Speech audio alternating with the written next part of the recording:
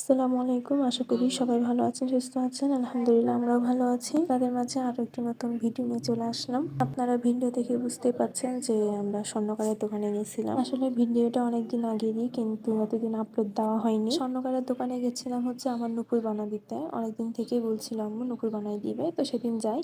ঘরে আমার আম্মু নুপুর ছিল, এইটা হচ্ছে নুপুর, কিছু রূপা ছিল, ওই রূপাগুলো দিয়ে আমার জন্য নুপুর বানাই দেয়। আমাদেরকে নুপুরের ডিজাইন দেখাচ্ছিল আমার আম্মু। এর আগে স্বর্ণকারের দোকানে এসে নুপুরের ডিজাইন দেখে গেছিল ভাবি সহকারে।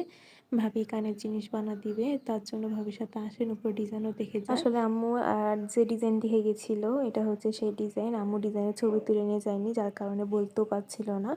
তো লোকটা অনেকগুলো বার করার পরে এই ডিজাইনটাই বাই করে, তো আম্মু পরে বলে যে হ্যাঁ এই ডিজাইনটাই। আর সেদিন ভাবিও আমাদের সাথে যায়, সেও হচ্ছে যে নুপুর দেখছিল, সেও নুপুর বানা দিবে তার জন্য আর তার মেয়ের জন্য। এদিকে আমার আম্মু স্বর্ণের জিনিস দেখছিল, ডিজাইনগুলো সুন্দর লাগছিল, ছোটখাটো আছে।